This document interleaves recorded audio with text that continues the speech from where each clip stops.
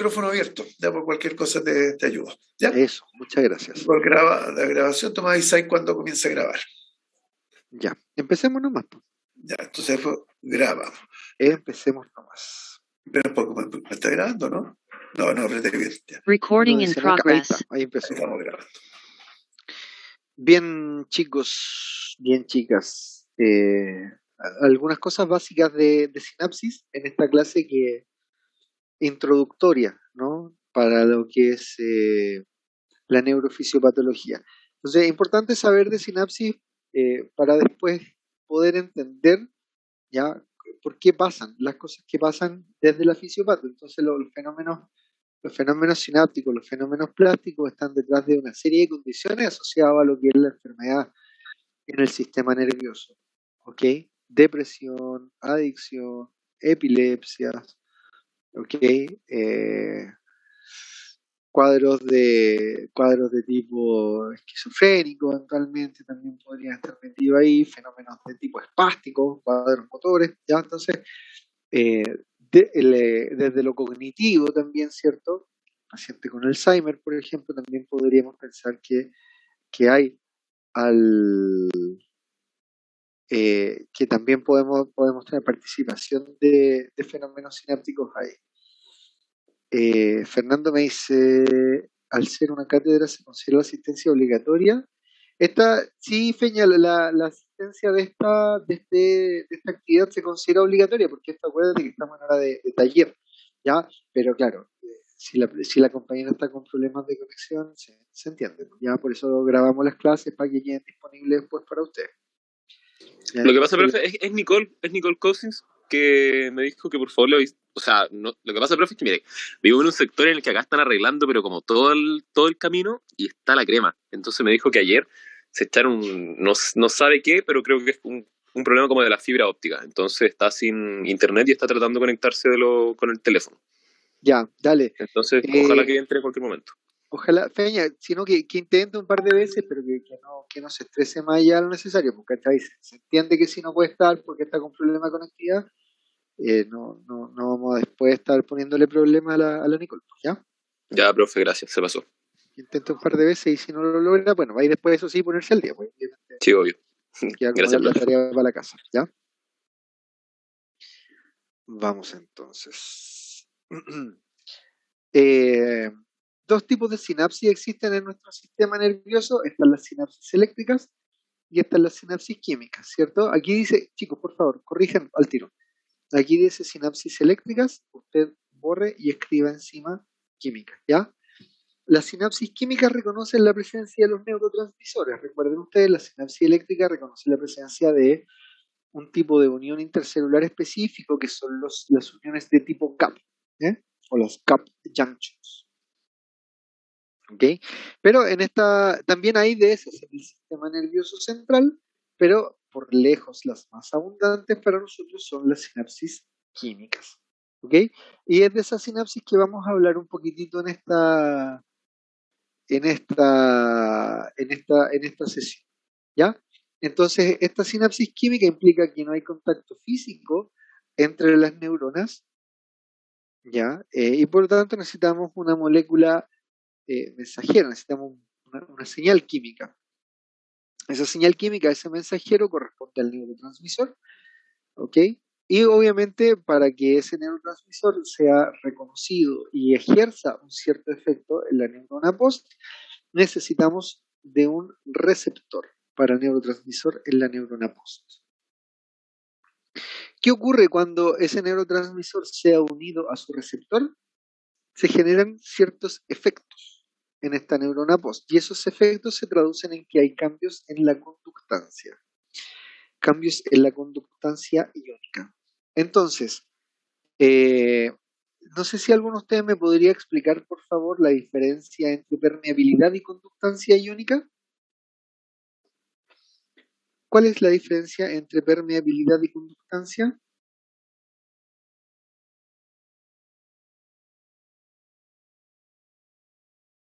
¿O nadie conoce la diferencia?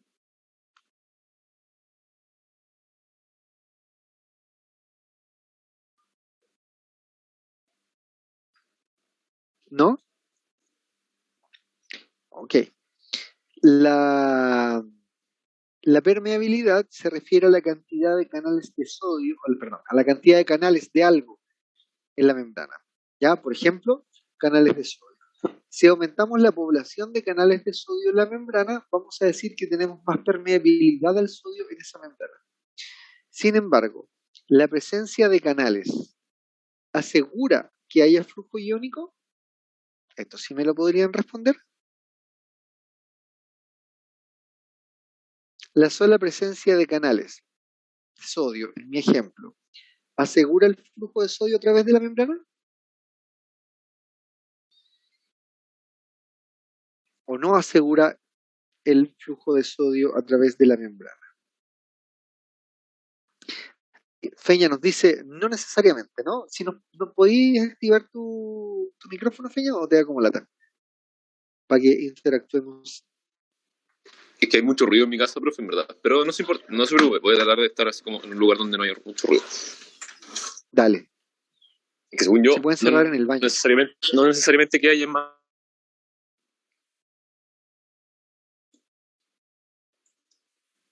Igual depende de más factores, ¿o no? Te escuché re mal. ¿Fui yo o alguien más se le...? Y más encima tengo el internet malo ya, profe, no. Ah, ya, no se preocupe entonces. Puede, escriba para que sea más fácil. Claro, efectivamente podemos tener lleno de canales, pero si están todos los canales cerrados, ya sigo teniendo una permeabilidad alta, pero no hay conductancia. Entonces, les comentaba a los compañeros, ¿cierto? Con un ejemplo, en la hora anterior, ¿qué pasa con una sala de clases y puertas? Puedo tener una puerta, puedo tener 10 puertas o puedo tener 20 puertas en una sala de clases. A mayor cantidad de puertas voy a tener más permeabilidad para personas. Pero el hecho de que haya puertas no significa que las personas puedan entrar o salir, porque todas esas puertas en un momento determinado pueden estar cerradas. ¿Ok? Eso es la permeabilidad, la cantidad de canales iónicos que hay para algo. Cuando ese algo, ese ion, el sodio, en mi ejemplo, efectivamente puede moverse, es porque estas puertas están abiertas. Y ahí decimos nosotros, que ha aumentado la conductancia, ¿ok? Hacia algo, hacia algo. ¿Mm? Y esos cambios entonces en el potencial de membrana es lo que nosotros conocemos como los postpotenciales. ¿Ya? De esta manera, entonces, decimos nosotros que los cambios excitatorios o inhibitorios no dependen tanto del neurotransmisor, aunque uno muchas veces dice que este es un neurotransmisor excitatorio y que este es un neurotransmisor inhibitorio, ¿ya? Pero eso no es el neurotransmisor en sí, ¿ya? Sino que el receptor que ese neurotransmisor tenga. Y al final, así como al final del día, que un receptor tenga efecto excitatorio o inhibitorio va a depender de cuáles sean los canales que terminen abriéndose o cerrándose en respuesta a la llegada de ese neurotransmisor a la membrana postsináptica. ¿Ok? Eso es lo que manda al final. ¿Qué canales se abren y qué canales se cierran? Y eso determina entonces que la neurona postsináptica pueda excitarse o pueda inhibirse a consecuencia del fenómeno sináptico. ¿Ya? Esto finalmente entonces genera un aumento o una disminución en la probabilidad de que esta neurona postsináptica experimente un potencial de acción.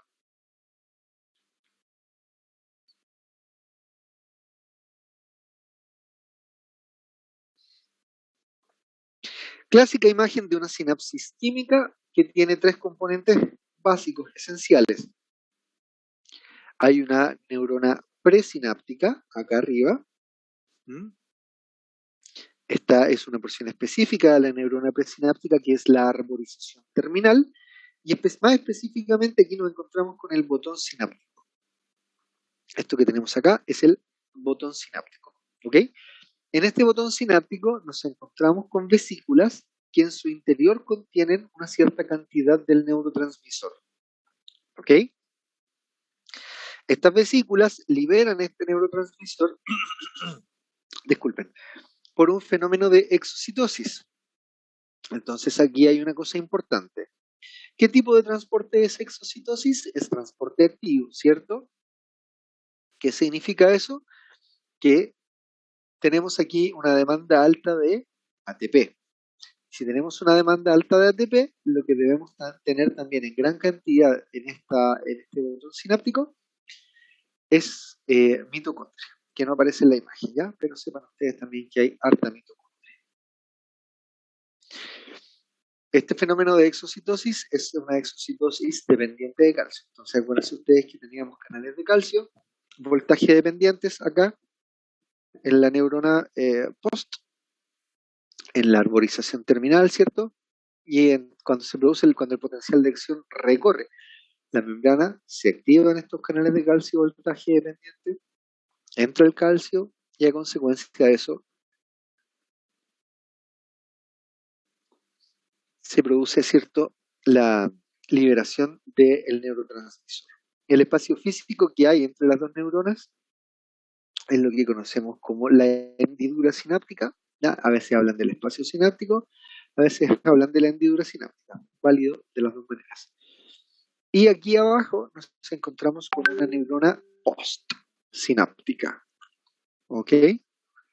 Una neurona postsináptica. Y cosa importante es que en la membrana de esta neurona postsináptica nos encontramos con receptores que reconocen a quién, obviamente al neurotransmisor que estamos liberando acá arriba. ¿Ok? Son como los componentes fundamentales de esta sinapsis química. ¿Ya? Feña. Ah, Brian, sorry, cuénteme.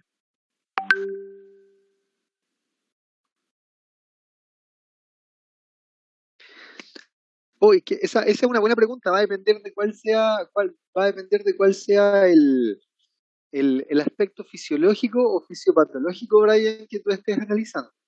¿Cachai? Nosotros vamos a hablar harto aquí de lo que es glutamato, porque el glutamato me va a interesar mucho para la parte de fisipato de la isquemia cerebral, ¿cachai? Pero si hablamos de fenómenos adictivos, por ejemplo, se vuelve muy relevante la dopamina, ¿cachai? Si hablamos de regulación del estado de ánimo, aparece la glutamina, aparece la acetilcolina, aparece la serotonina, ¿ok? Cuando hablamos de atención, cuando hablamos de motivación, vuelve a aparecer dopamina, ¿ok? Cuando hablamos nosotros de memoria, vuelve a aparecer el glutamato como un neurotransmisor importante. Cuando hablamos de regulación de la ingesta, ahí podemos hablar, qué sé yo, del neuropéptido I, podemos hablar de, déjame recordar cómo se llamaban estos otros, está el neuropéptido I, está el AGRP, está la propiomelanocortina, hay más de 50 neurotransmisores descritos. ¿Cuál va a ser el más importante? Pucha, va a depender de cuál sea, de nuevo, ¿cachai? La condición fisiológica o fisiopatológica a la cual tú estés haciendo referencia, Brian. En este curso, a los que más vamos a hacer referencia nosotros a nivel cerebral son glutamato, acetilcolina, dopamina, te diría yo. Y si me apuráis, saco la acetilcolina y me quedaría principalmente con glutamato y con dopamina. ¿Ya? Pero, por ejemplo, también cuando hablemos de epilepsia vamos a nombrar a GABA, ¿cierto? Como un neurotransmisor asociado a actividad de tipo inhibitoria y canales de cloro. ¿Ya? De nuevo, va a depender de cada condición en particular. Brian, no sé si te contesté.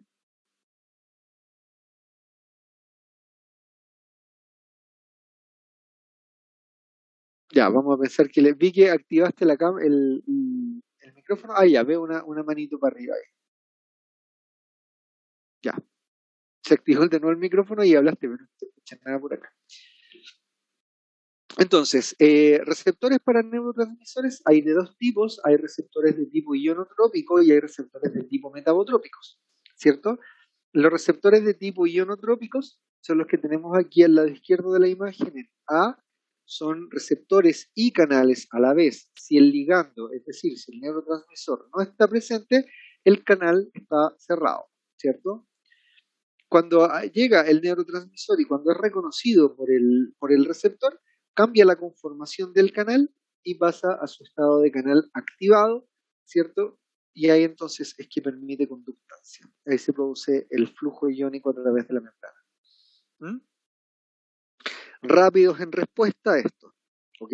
Pero sin capacidad de amplificar señales dentro de la célula. Por otro lado, nos encontramos con los receptores de tipo metabotrópicos.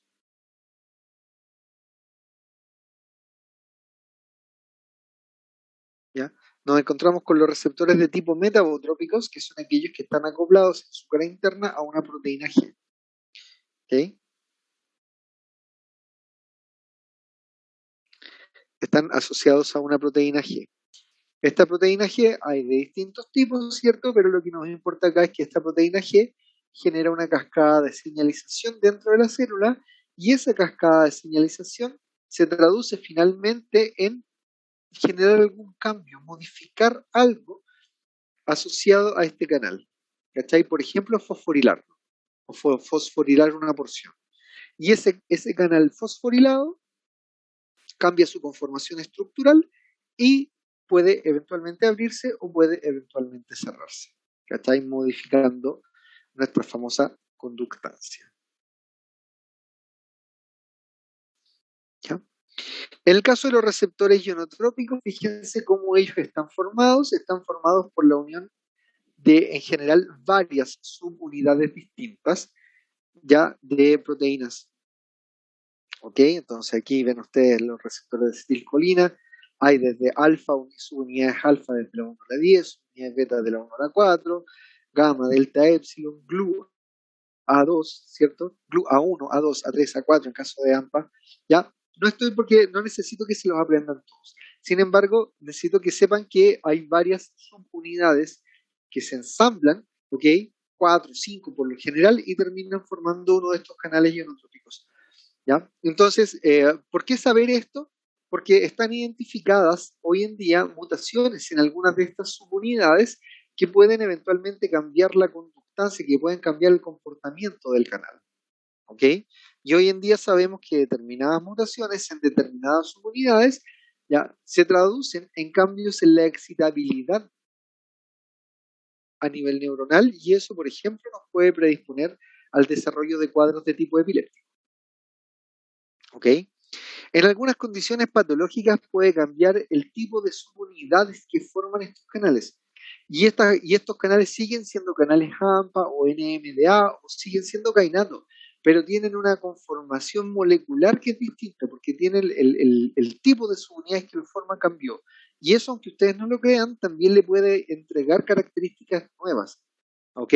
A estos canales ionotrópicos. Entonces hay varias cositas que saber aquí que luego nos van a ser relevantes para nosotros en neurofisiopatología. ¿Ya? Oye, cuéntenme hasta aquí, ¿me estoy expresando de manera adecuada o no? ¿Me están entendiendo? ¿Me están siguiendo? ¿Alguien que se me haya quedado lesionado por ahí? ¿Medio perdido? ¿O vamos bien?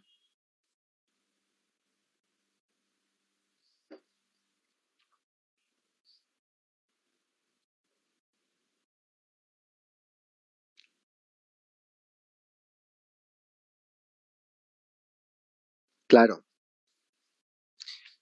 claro. Por ejemplo, mira, yo en la clase de isquemia les voy a decir, la clase de isquemia cerebral. Parte de las cosas que ocurren en el contexto del cerebro isquémico es que se modifica la expresión génica de las subunidades de canales AMPA. ¿Por qué eso es importante? Porque AMPA en condiciones normales,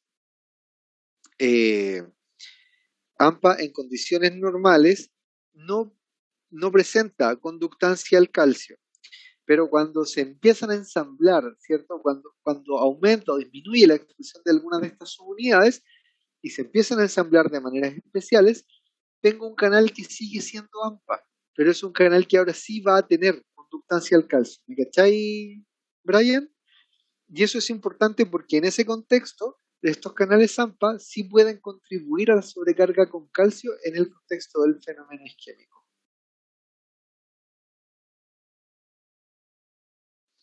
Avísame porfa si te queda claro mi ejemplo. ¿Sí? Ya, bacán.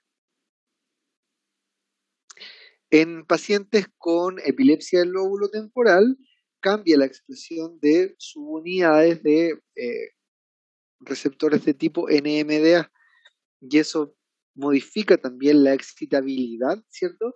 en la zona entorrinal en el cerebro del paciente con epilepsia del lóbulo temporal. ¿Ya?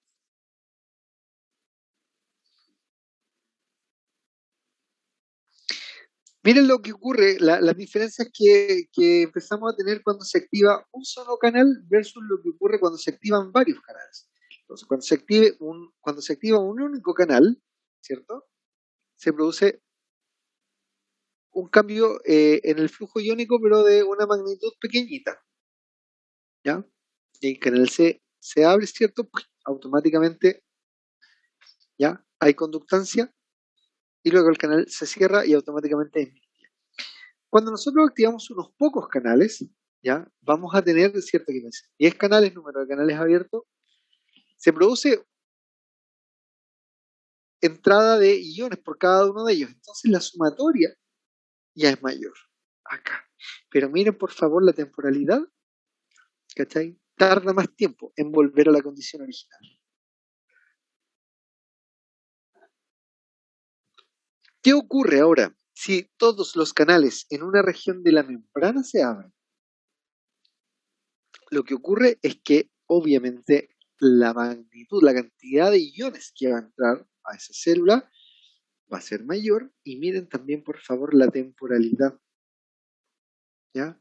Cómo se prolonga en el tiempo el cambio en el potencial de membrana, ya a consecuencia de la activación de estos canales iónicos.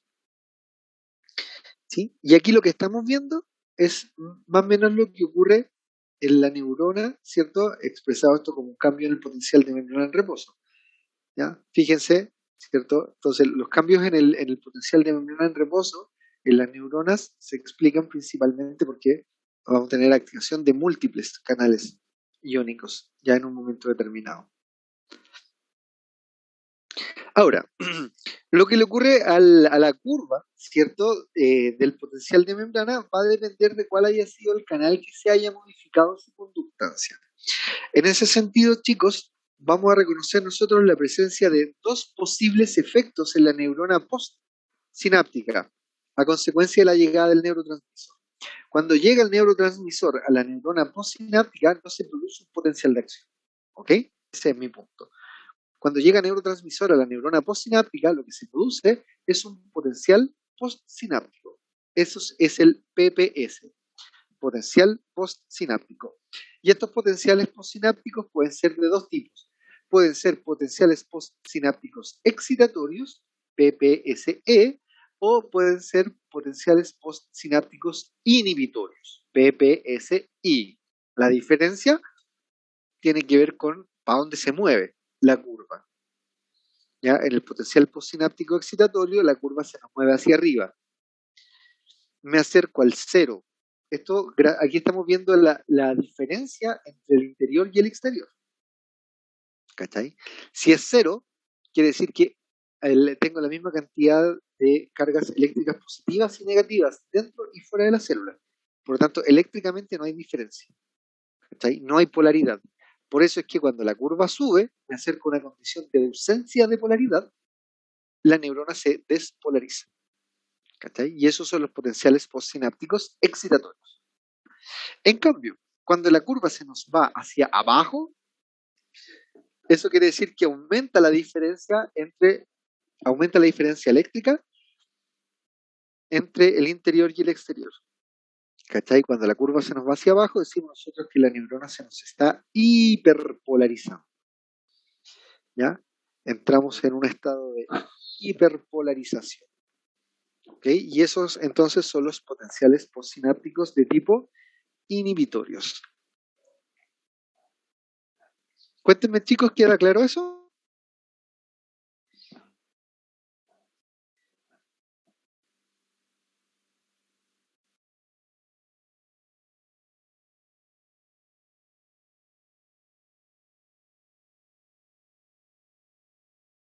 Ahora voy para allá.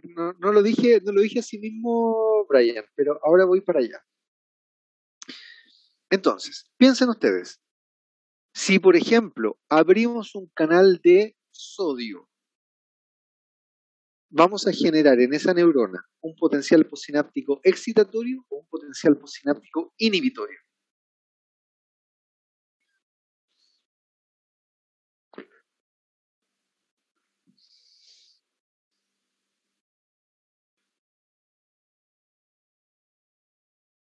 Potencial postsináptico excitatorio o potencial postsináptico inhibitorio.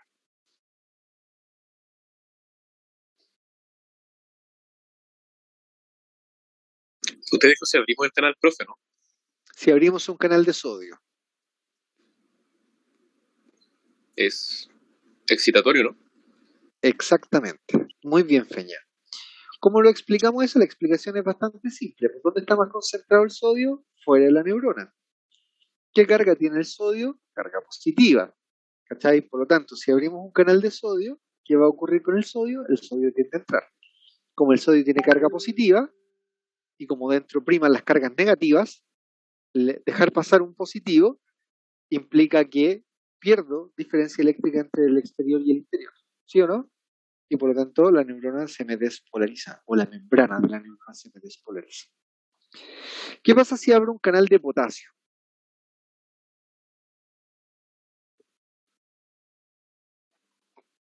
¿Dónde está más concentrado el potasio? ¿Dentro o fuera? Adentro, ¿cierto? ¿Qué carga eléctrica tiene el potasio?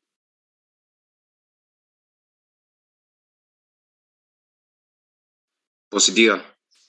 Positiva. Bien, Joaco, gracias. Si abro un canal de potasio, entonces, ¿qué ocurre? ¿El potasio entra o el potasio sale? ¿El potasio?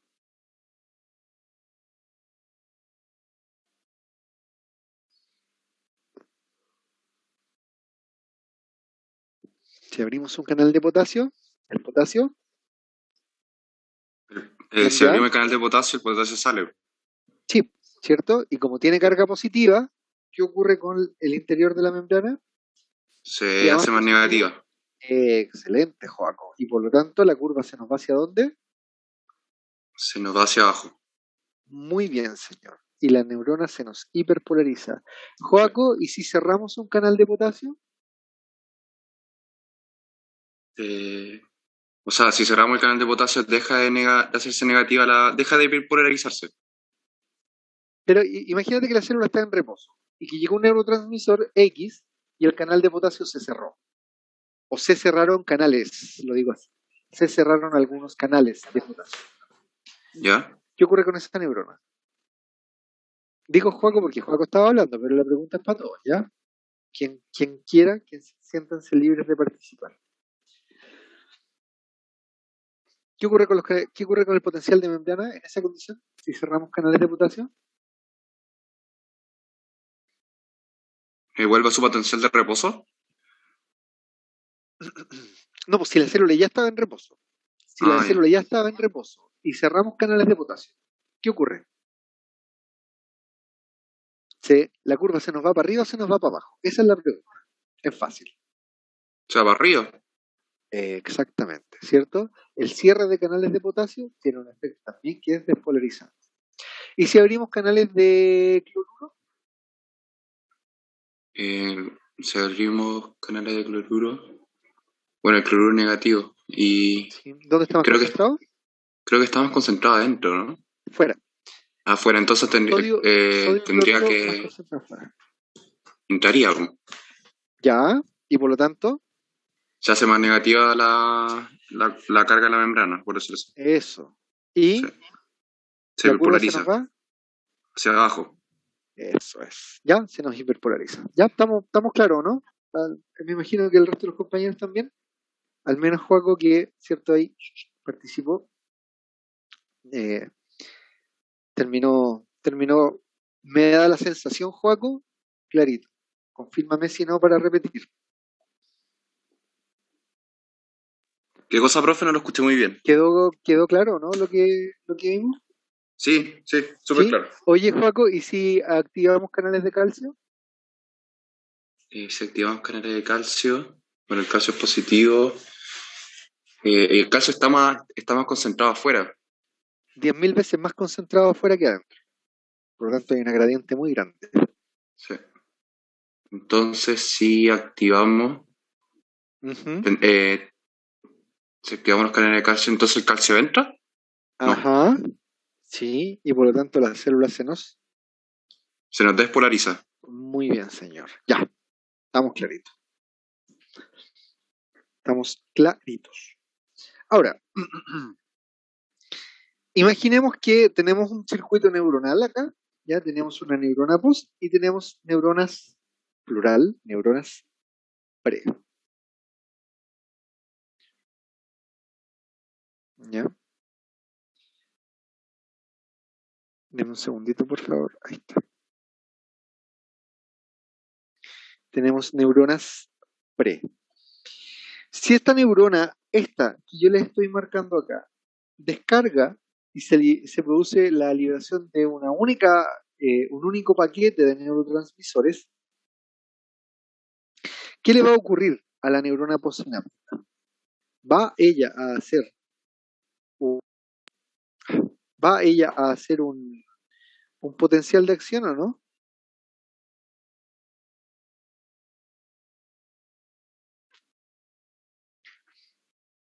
¿Alguien se la juega?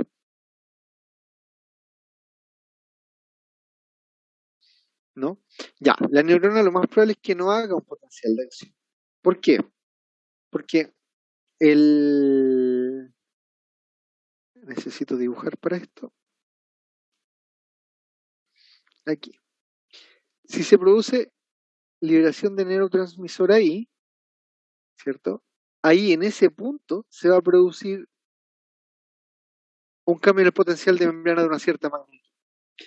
Pero ese cambio en el potencial de membrana va a empezar a recorrer la membrana hasta llegar aquí al cono axónico, porque es aquí donde nace el potencial de acción. La cosa es que cuando el potencial de acción va recorriendo la membrana, se va debilitando. ¿Ok? En la medida que va... Conducción decremental se llama eso. ¿Ya? En la medida que va recorriendo la membrana, se va debilitando. Entonces, cuando llegamos aquí al cono axónico, que es donde nace el potencial de acción, se producen cambios re chiquititos en el potencial de membrana. ¿Ya? Para ir a responder la pregunta, no. Si una única neurona descarga una única vez sobre una neurona postsináptica, lo más probable es que esa neurona postsináptica no haga potenciales de acción. ¿Cómo se explican los potenciales de acción en la neurona postsináptica, por lo tanto?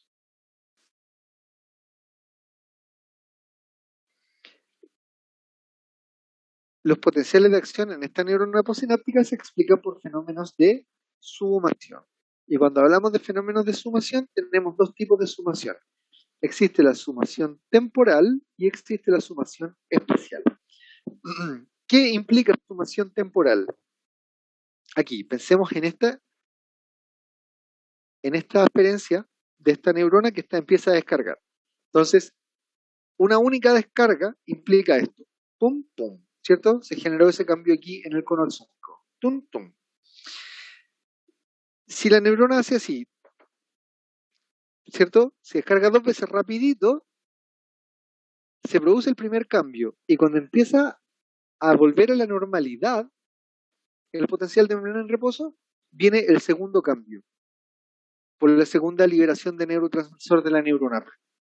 ¿Cachai? Entonces, si yo empiezo a aumentar la frecuencia de descarga de la primera neurona, en algún momento se van a empezar a sumar, en el tiempo se van a empezar a añadir en el tiempo los efectos de uno y otros potenciales de acción, o de uno y otros liberaciones de neurotransmisores de la neurona pre. ¿Cachai? Y ahí sí vamos a tener cambios en el potencial de membrana que van a ser más intensos. Y ahí sí es que podemos eventualmente llegar a este threshold, que es el potencial umbral, que es el punto en el que se van a activar los canales de sodio y voltaje dependientes que terminan con el potencial de acción. ¿Ya? Eso se llama entonces sumación temporal. ¿Qué es sumación espacial? La sumación espacial implica que sobre esa neurona os descargan simultáneamente dos o más neuronas. Y lo que ocurre acá es que si sobre esta neurona post descarga solamente una, se generan estos cambios pequeñitos que habíamos dicho nosotros. ¿ok? Y por lo tanto lo más probable es que no tengamos potencial de acción.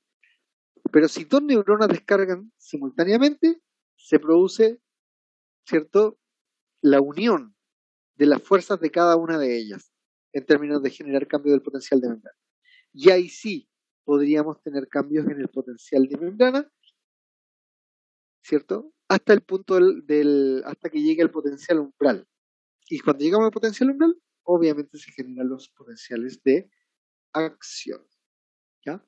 Obviamente que a mayor cantidad de neuronas descargando, ¿ya?, más facilidad para llegar al potencial umbral, ¿ya? Y por lo tanto, más probabilidad de generar el potencial de acción.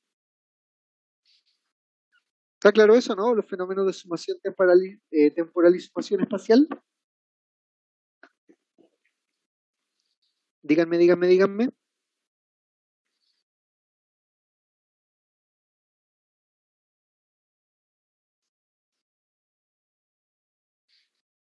¿Sí? Sí, profe, se entiende. Dale, muchas gracias, Andrés, por confirmar. ¿Ya? Importancia de los fenómenos de sumación temporal y sumación espacial. Por ejemplo, cuando estemos en la clase de epilepsia y yo les hable del seizure focus, ¿ya?, o del foco epiléptico. El foco epiléptico es un conjunto, es un grupito que no muy grande de neuronas. Fíjense que son como 10.000 neuronas. Igual es una barbaridad para las redes neuronales típicas, ¿cachai? Muchas, pero no es tanto como uno podría pensar. 10.000 neuronas anormalmente sincronizadas, están descargando todas al mismo tiempo. O sea, tenemos fenómenos de sumación temporal súper potentes sobre regiones sanas del cerebro que están conectadas con ese foco epiléptico. ¿Cachai? Y están esas 10.000 neuronas descargando a una frecuencia normalmente elevada. Es decir, tenemos fenómenos de sumación temporal de cada una de ellas sobre neuronas potencialmente sanas. ¿Ok? Entonces, gracias a los fenómenos de sumación temporal y sumación espacial, es que el seizure focus es capaz de ir propagando la actividad anormal en un cerebro sano. ¿Mm? Y como les voy a comentar después, las neuronas enfermas en el seizure focus le enseñan a las neuronas sanas a descargar junto con ellas. Por eso es que el tratamiento antiepiléptico son súper prolongados, ¿ya? Porque se generan estos fenómenos sinápticos plásticos que son súper duraderos en el tiempo. Aquí un poquito para responder a lo que nos preguntaba Brian, ¿cachai? Uno a cada neurotransmisor, a cada uno de estos más de 50 neurotransmisores descritos, uno le podría dar una cierta función. Ya vamos a hablar de algunos de ellos nosotros en nuestro capítulo de neuro. Uno muy importante es el glutamato. El glutamato es un aminoácido no esencial, ¿ok? Es el principal neurotransmisor que uno asocia a actividad excitatoria, aunque cuidado, ya sabemos que no es que sea el excitatorio, sino que es el efecto que se produce dentro de la célula. Más de la mitad del total de las sinapsis cerebrales son glutamatérgicas, ¿ok? Está muy involucrado en procesos de aprendizaje y de memoria, desde lo fisiológico, ¿ok? Muy asociado el glutamato a lo que es la plasticidad neuronal, ¿ok? Me decían los compañeros del bloque anterior que ustedes ya habían hablado de plasticidad neuronal en neurociencias. Entonces, esta capacidad de cambio funcional, estructural que tiene el sistema nervioso, ¿ya? Esta plasticidad actualmente está muy asociada a la transmisión glutamatérgica, ¿ya? Y a la entrada de calcio en respuesta a la llegada de glutamato a la neurona. Y obviamente también, ¿cierto? Cuando hay mucho glutamato o este neurotransmisor en exceso, podría eventualmente provocarnos problemas, ¿ya? Cuando se produce ese fenómeno del daño que se causa a consecuencia del exceso de glutamato en la sinapsis, hablamos de daño por excitotoxicidad.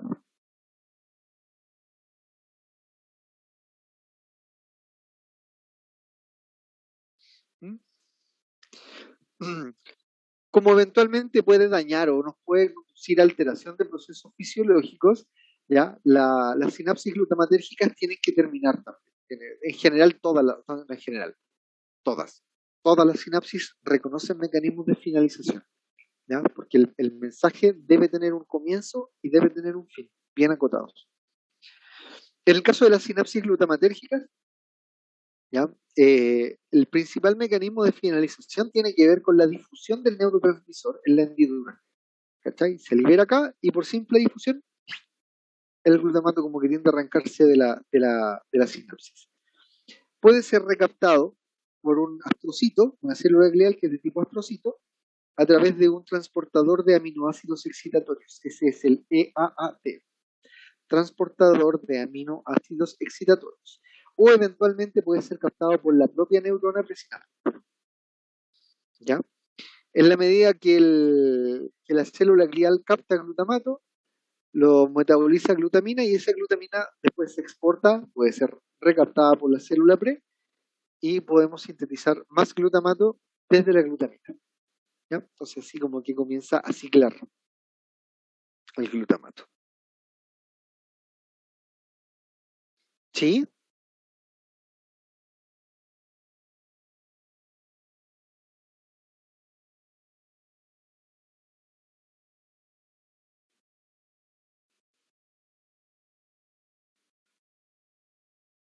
El B-glut aquí, ya. No. Aquí lo que ocurre es que el glutamato se sintetiza fuera de la vesícula, ¿cachai? Y luego necesitamos un transportador para meter el glutamato para incorporarlo en las vesículas de secreción.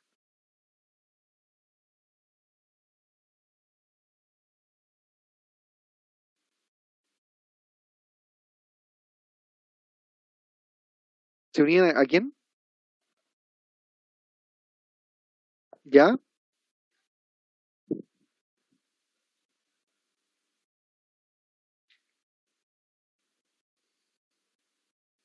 Dale. Eso en las zonas de liberación, claro. Sí, no, pero aquí el B-glut, fíjate que el B-glut es la proteína que permite internalizar el glutamato a la vesícula. ¿Ya?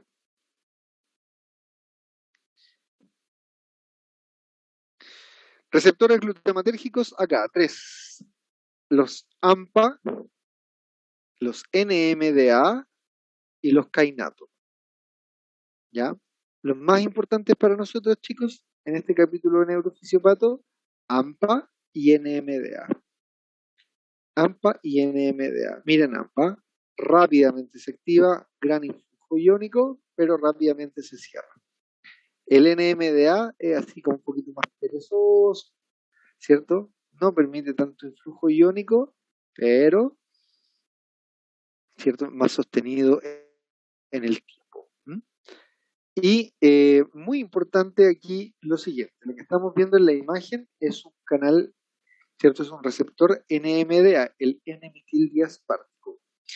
Una característica muy particular de este receptor es que reconoce la presencia de un átomo de magnesio en el centro del canal. ¿Ya? Entonces, ese átomo de magnesio es súper importante. ¿Por qué? Porque si llega el glutamato y activa a nuestro canal a nuestro receptor NMDA, se va a producir un cambio conformacional, pero no va a producirse movimiento iónico por el NMDA. ¿Sí? ¿Por qué? Porque los iones, ¿cierto? El sodio, el calcio, van a tender a entrar y el átomo de magnesio que está en el canal no van a dejar pasar. ¿Qué significa eso? Que para activar al NMDA, lo primero que tenemos que hacer es desplazar al magnesio.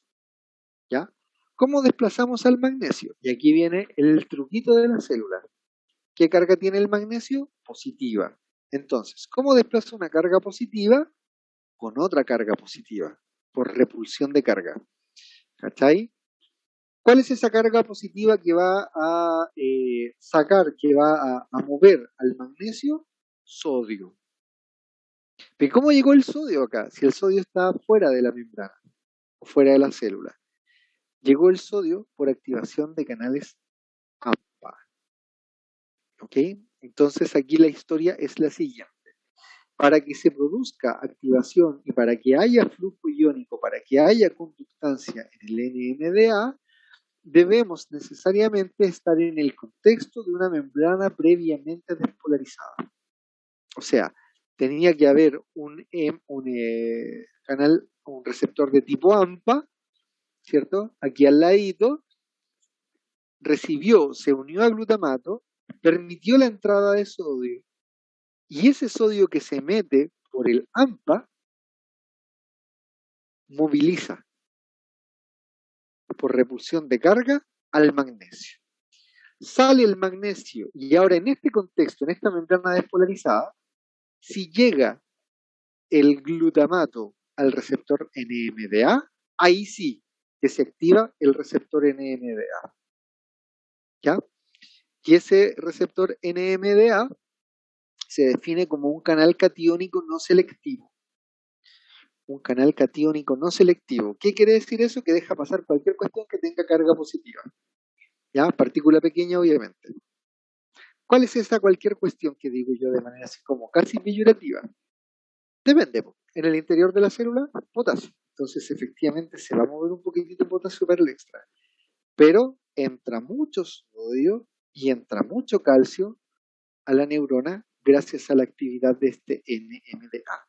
Por eso es que finalmente el efecto termina siendo un efecto de tipo despolarizante. Por eso es que uno le achaca efectos excitatorios al NMDA.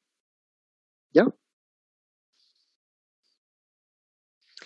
Y eso, pues chicos, eso era lo que les quería contar en esta primera parte. Les propongo que quedemos hasta acá para homogeneizar con el otro grupo. Entonces, si el viernes cuando retomemos la sesión, retomamos del mismo punto para los dos. ¿Les parece?